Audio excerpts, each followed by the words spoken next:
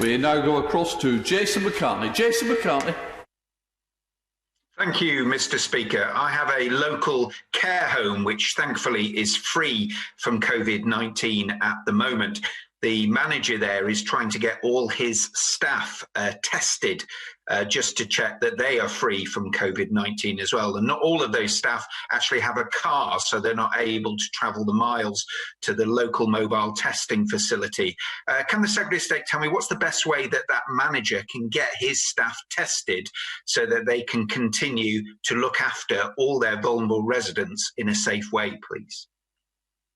Yes, we are rolling out testing to all care home residents and staff, symptomatic or asymptomatic, for elderly care homes. I announced that at the start of this urgent question. It's an important expansion of our testing now that we've built up the 100,000 tests a day capability. And we'll be doing that in part through mobile testing units, which are delivered by the armed forces, where the testing unit goes to the care home and then staff and residents alike can be tested at the care home rather than having to travel.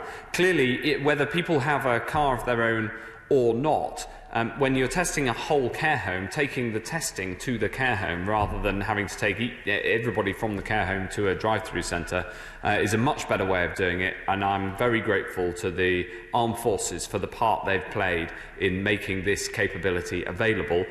They've done an amazing job, our armed forces, in this whole crisis, right across the board.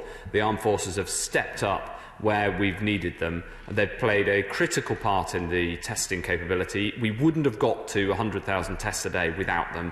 And the example that he rightly raises is just one example of our armed forces playing their part and doing their duty in this crisis.